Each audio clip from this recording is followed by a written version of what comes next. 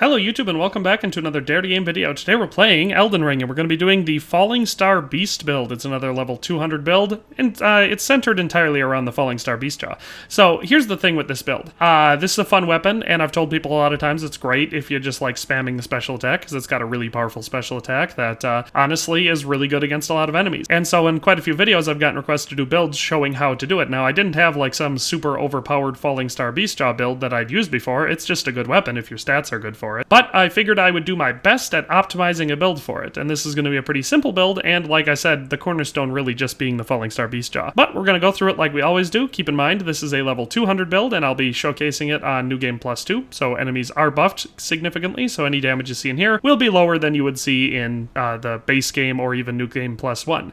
So let's just dive on in and start off with the attribute suggestions that I have for this build. So you can see at level 200 here, we've got our attributes distributed thusly. So we've got Vigor at 50 because it's what I was able to put into Vigor, and you know, the higher your HP the better, at least in my opinion. Then for our Mind we've got 40, and the reason for that is because we will be casting a significant amount for this, and I don't, well, not casting, but we're going to be using our skill, which takes FP. So I like having it decently high there. Endurance is 29, and that's the endurance that I needed to keep my stamina as high as I wanted it for this build, and also to stay in the medium load with the specific loadout that I've got going on here. You could obviously tweak that by using the Great Dark Talisman and, you know, balancing it out that way, or even just wearing lighter gear. That'd be totally up to you. Strength and Dexterity, got them both at 60 because those are the skills that the weapon scales with. Now, it's important to mind you that the special attack does not scale with Strength and Dexterity or even Intelligence. That only scales with the level of the weapon, so obviously the higher you've got your weapon upgraded, the better for this one.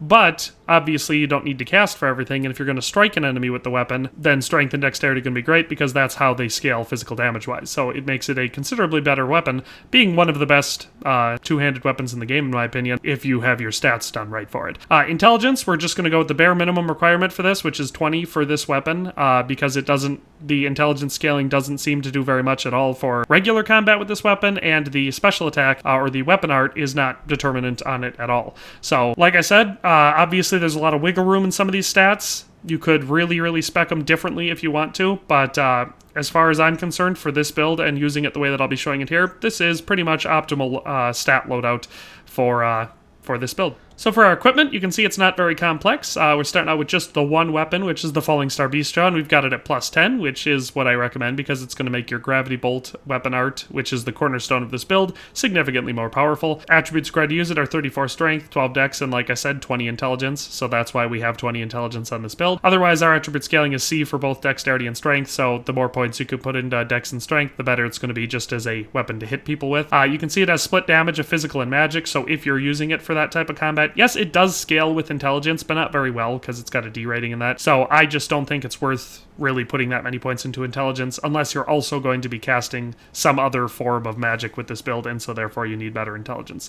Other than that, I just don't see the point in it.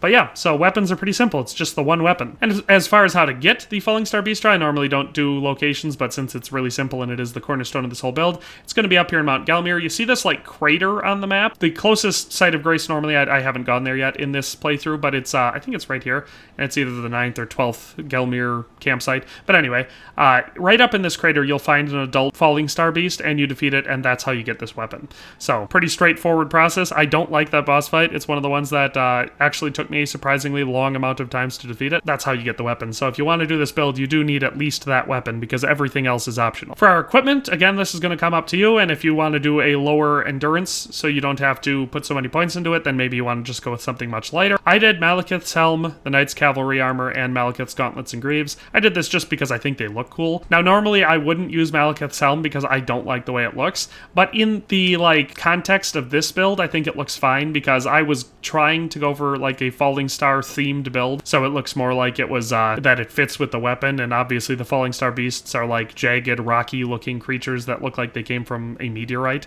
so they're from outer space, and I think Malekith's, very strange, peculiar-looking helm, actually kind of fits that theme, and the fact that I called it the Fallingstar Beast build, so it kind of looks beastly. So that's why I went with the helm. Otherwise, the armor combination just looks great. The Knight's Cavalry and Malekith stuff just really goes great together, and everybody loves that black color scheme. So that is the armor. For our Talismans, I had to test out a million different ones because it was hard to figure out exactly which ones actually do affect this specific weapon art for the Fallingstar Beast Jaw, and so that's why I've got it like this. I did the Shard of Alexander because it greatly boosts the attack power of skills, so that one makes perfect sense because it's a weapon skill. Magic Scorpion Charm raises magic attack but lowers damage negation. That one, the special attack we're using does magic damage, and so this does boost it a decent amount. Then we have the Ritual Sword Talisman, raises attack power when HP is at maximum. Since this build is one that you use for just primarily ranged attacks, and you can use it over and over and over again, and it does really high stagger, so when I use it, I almost never get hit. My HP is almost always at max with this one, so it makes perfect sense that this would be a great talisman to go with it. And then just a general purpose, you could really put whatever you want here. I did the Archery's Favor +2 because it gives us more HP, stamina, and equipment load, which, you know,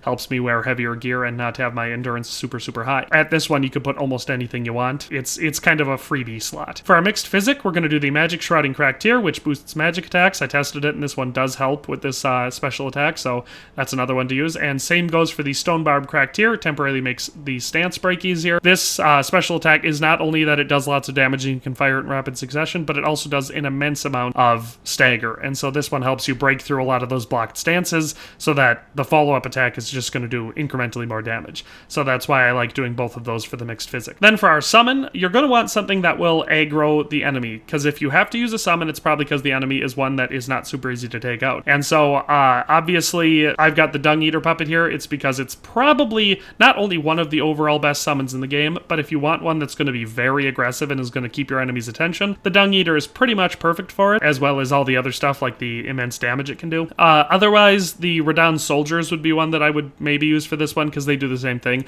They're not quite as effective as Dung Eater, but they definitely aggro the enemy and keep them busy very well, so you can, you know, take them out with ranged attacks. So I like Dung Eater with this one, but any Ash that's going to keep them aggroed is really going to be the important thing about this, which Ash summon you use. So that's it for equipment, and honestly, this is a really simple build because it doesn't have a lot of steps to it. You could have one more step if you used a Glintstone Staff and used Terra Magica. That also helps. I just don't like using Terra Magica because it ties me down to one spot, and I don't like that, especially with a build like this that otherwise is decently mobile because you don't have to be very close to your enemy to hurt them. You could use a Glintstone Staff and Terra Magica for, I think, another 10% damage boost or something like that.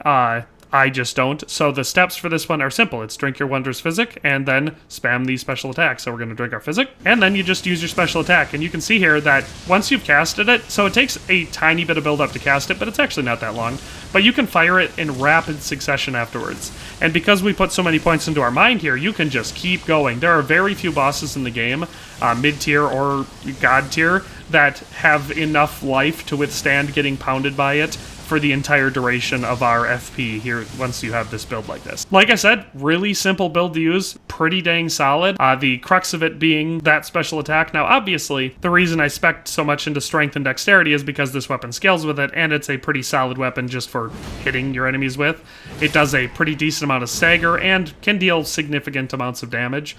This build doesn't just depend on using the weapon art, it also is a pretty dang good, just solid, I don't know if you'd call it quality or strength or whatever build, but, you know, whacking people with a giant rock club build.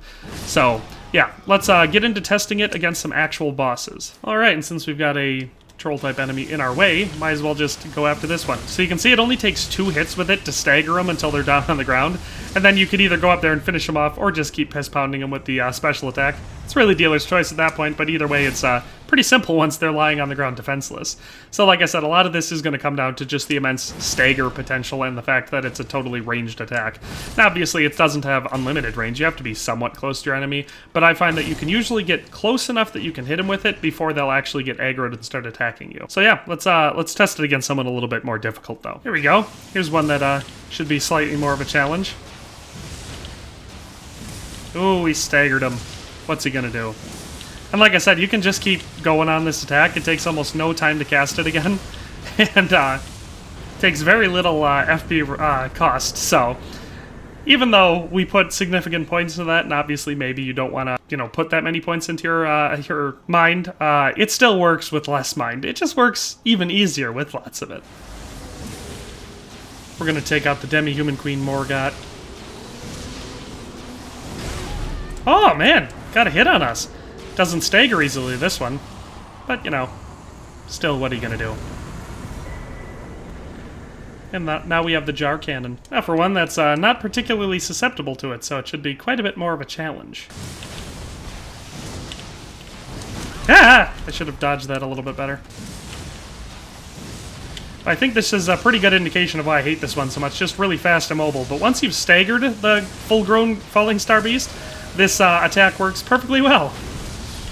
And so, even against an enemy that I think most people would agree is one of the more annoying enemies in the game, just because of their range and speed and, I mean, even I would say pretty ridiculous attack bar, because I've been one hit by the Fallingstar Beast.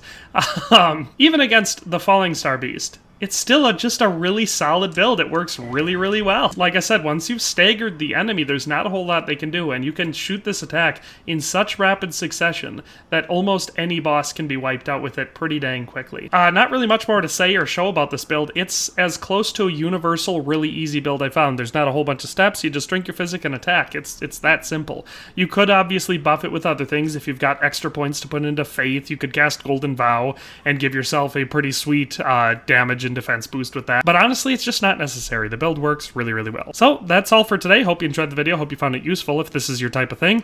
But we'll see you next time. Thanks for watching another Dare to Game video. If you liked this video, please leave a like and a comment. If you haven't already, be sure to subscribe to the channel. If you like my content and would like to support this channel, consider becoming a member today for as little as $1.99 a month. It makes a huge difference. But in any case, thanks for watching and have a nice day. I'll see you next time.